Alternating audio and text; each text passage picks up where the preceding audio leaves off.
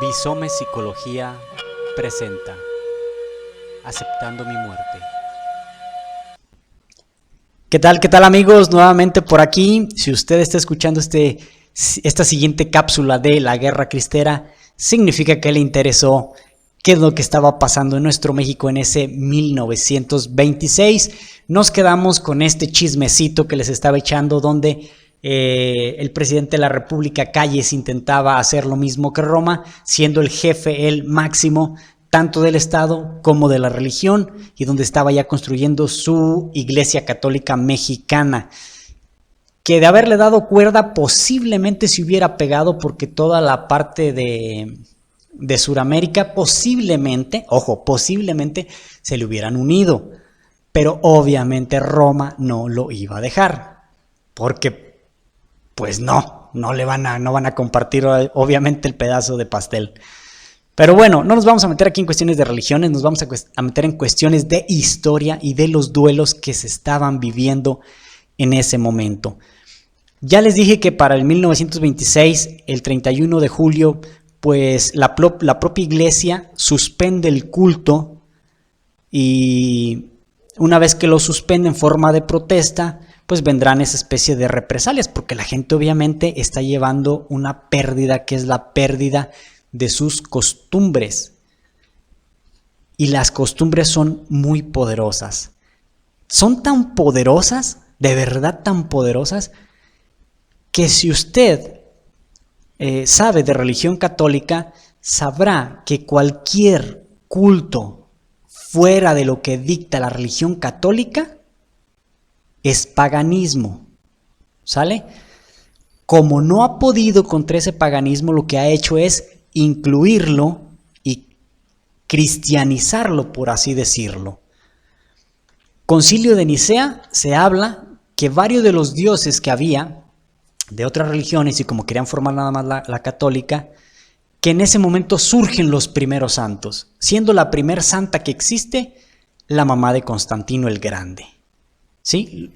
Cristianiza todo esto que estaba en el paganismo, incluyendo la Navidad, incluyendo obviamente este nacimiento del sol, etc.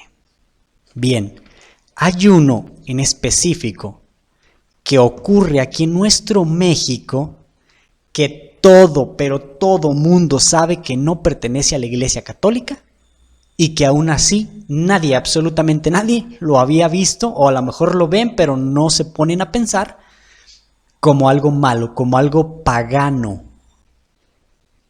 Es más, este rito pagano entra a la Basílica de Guadalupe y es aplaudido.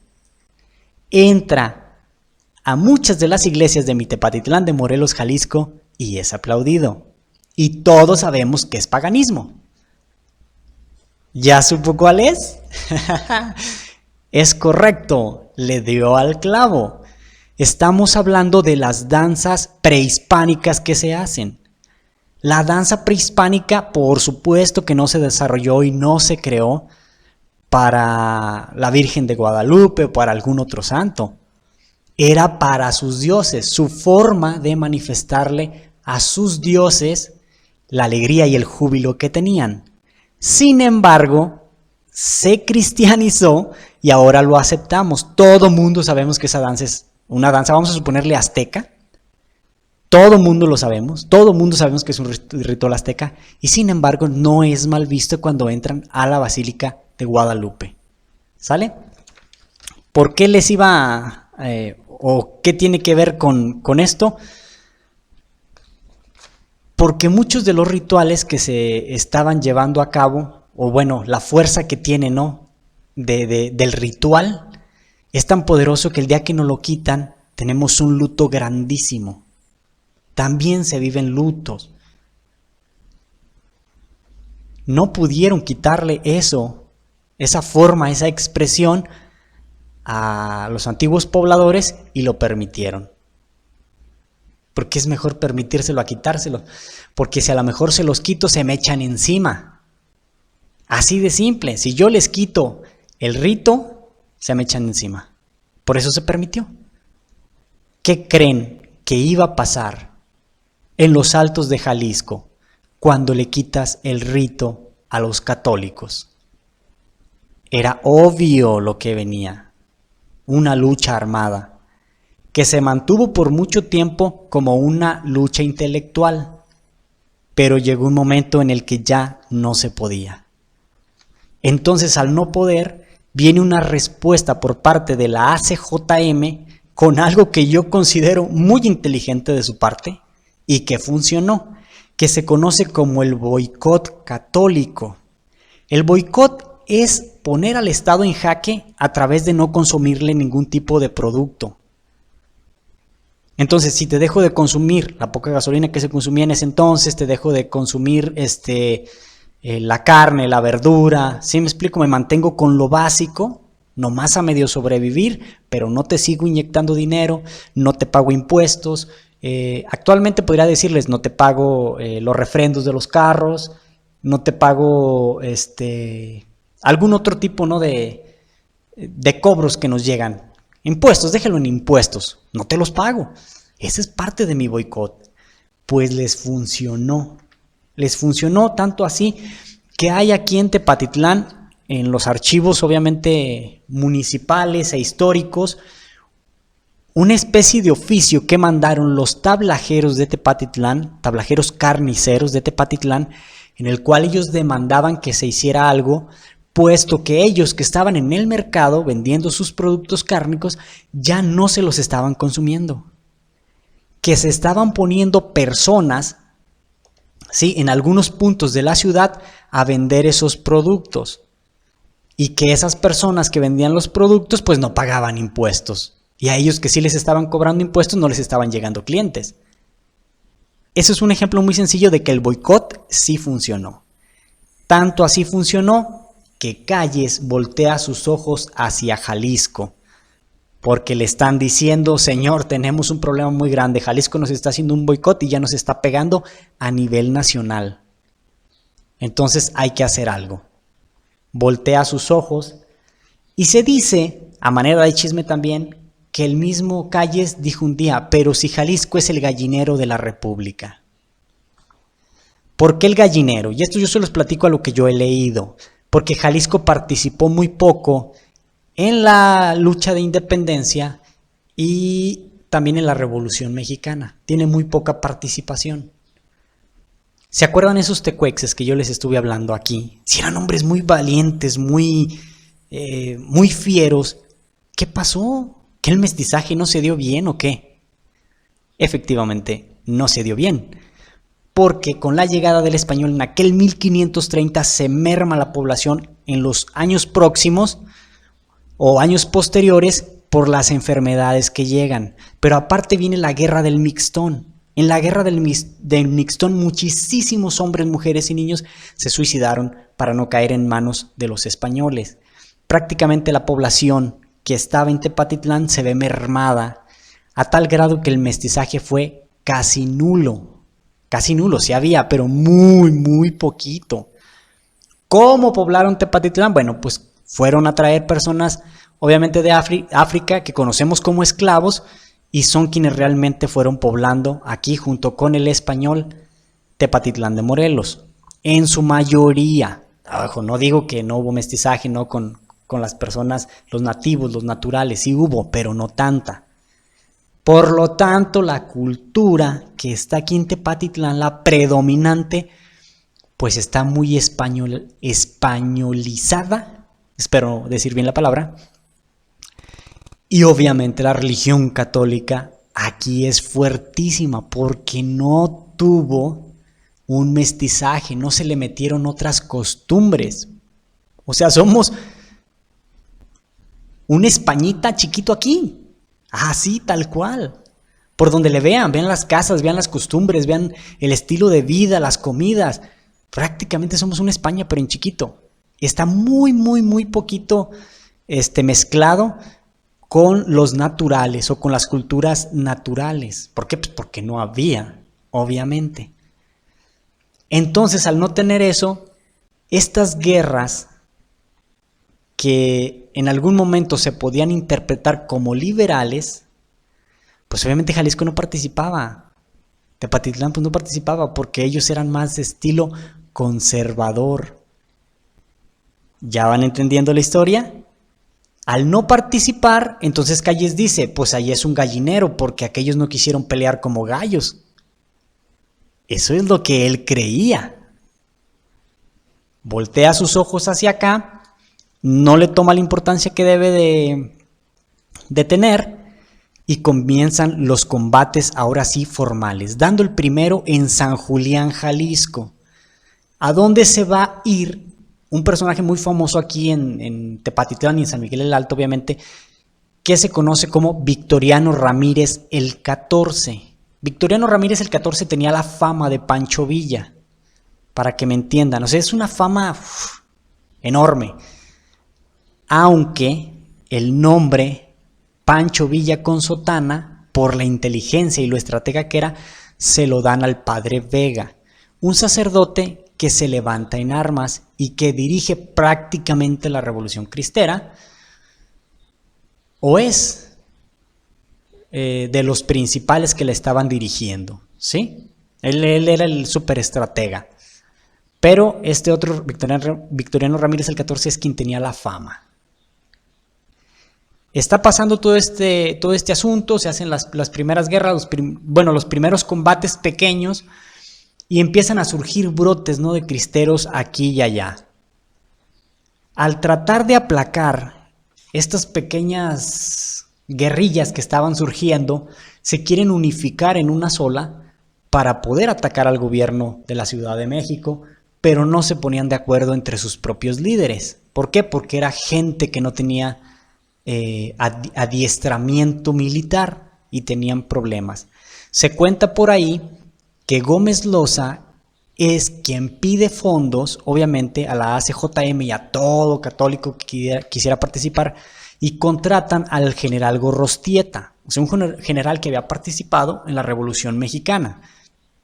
Y será Gorrostieta quien les enseñe a unificarse y a pelear algo llamado guerra de guerrillas.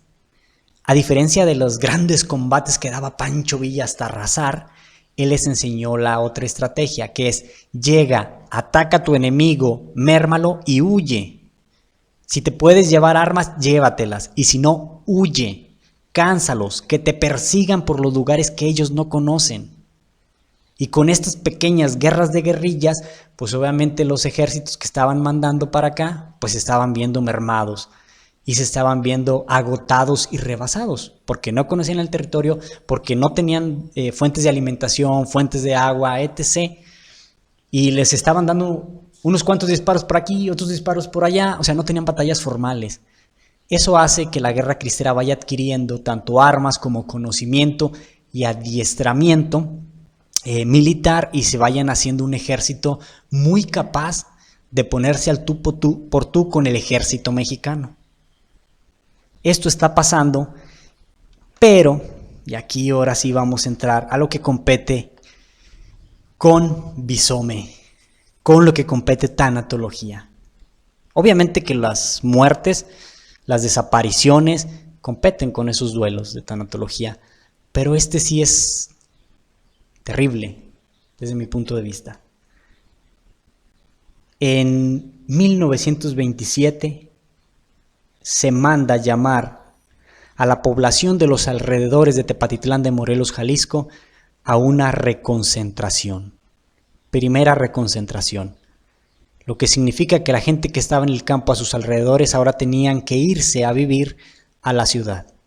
Porque todo aquel que se encontrara en sus casas a las afueras podrían ser acusados de complicidad con los cristeros o acusarlos de cristeros y fusilarlos.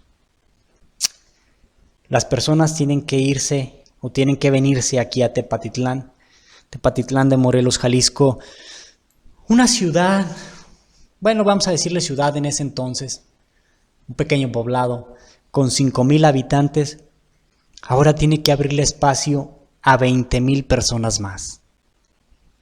20,000 personas.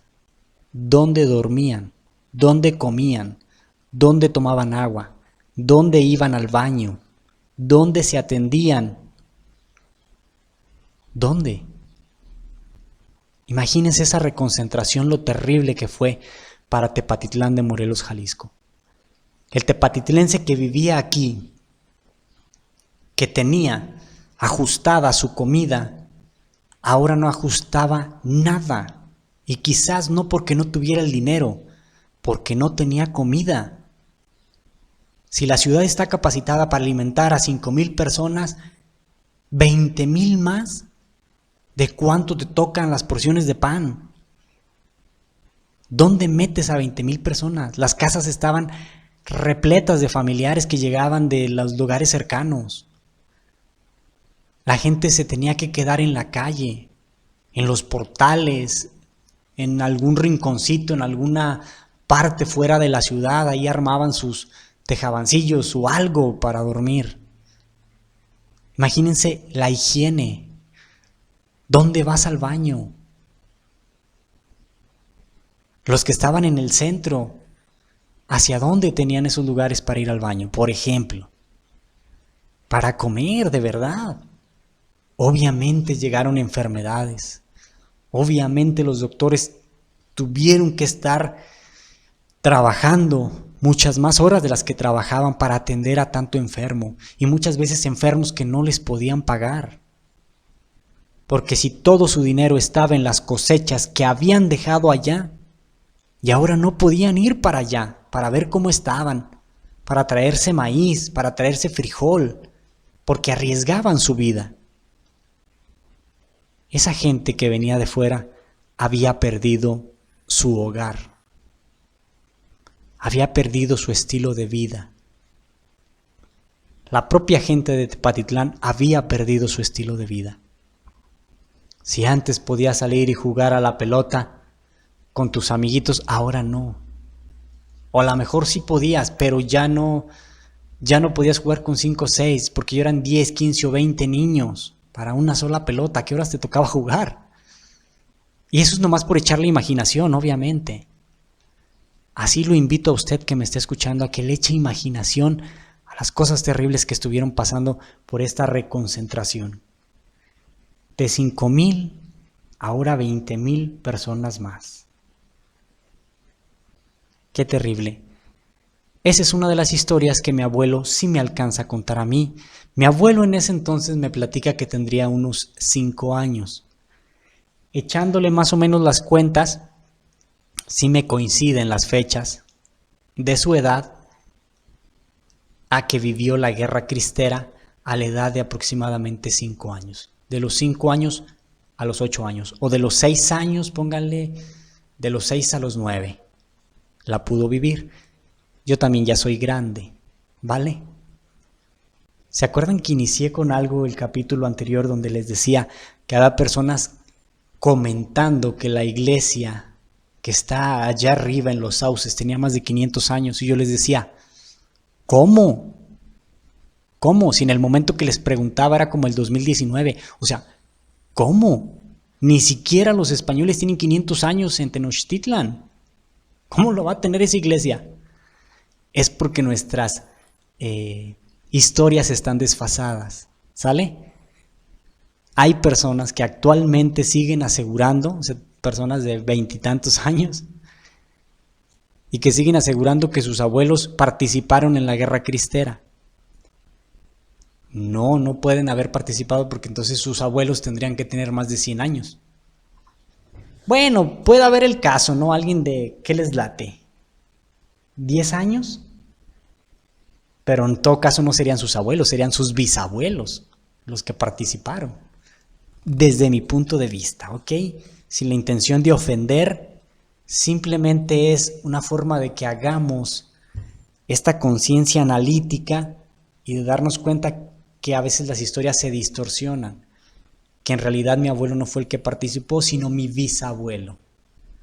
Obviamente, si yo les contara la historia por parte de mi familia, mi bisabuelo participa porque era arriero a lo que contaba mi abuelo, y él le tocaba llevar armamento oculto entre las cargas de leña, porque tiene una recua de mulas, y así pasaba, tenía que llevar armas, que incluso en alguna ocasión lo contratan los propios soldados para llevarles comida, y los cristeros lo agarran y lo cuelgan.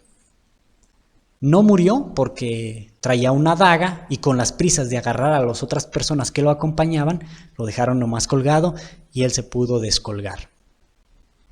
¿Sale? Pero mi abuelo sí me contó que él no participa porque su edad era muy pequeña. Que él sí escuchaba, viviendo en Jalostotitlán, Jalisco, sí escuchaba desde el lugar donde estaban cómo sonaban los balazos en ocasiones. Cómo había una posada en la que bajaban los cristeros y comían, o a veces llegaba el ejército, estaba comiendo y los cristeros pasaban echando balas, salían corriendo los soldados atrás de ellos para perseguirlos y bajaba otro puñado de cristeros a cenarse esa comida. ¿Sale? Pero eso él lo contaba porque se lo habían platicado, en realidad él no lo había vivido. Él lo único que vivió fue la reconcentración.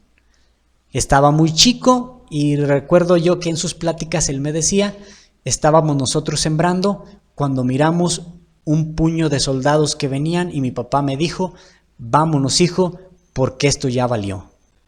Esos son los federales y de segurito que vienen atrás de los cristeros. Y dejaron por ahí el burro o los bueyes que tenían uncidos para estar arando y los dejaron así, se fueron a la casa. ¿Sale? Después su padre regresa para, obviamente, desuncir los bueyes y a él ya no le permitían salir mucho hasta que llega el día en el que lo mandan a Jalostotitlán por eso de la reconcentración y se tiene que ir obviamente con su mamá y su papá. Pero tenía 5 añitos. ¿Qué duelo vivió mi abuelo? A quien le mando obviamente mi saludo desde aquí. ¿Sí? Alejandro Cruz Franco, donde quiera que esté, que sus historias de la noche tomando cafecito y chocolatito me han servido para hacerles este capítulo. ¿Qué clase de duelo tuvo él? Haber perdido su casa, sus juguetes, su ropa, sus amiguitos con los que estaba. Ahora sus padres, haber perdido sus cosechas, sus animales, porque ni modo que se llevaran animales. Había gente, en las historias se cuenta que sí se trajeron animales, pero obviamente no todos. Los tuvieron que abandonar allá.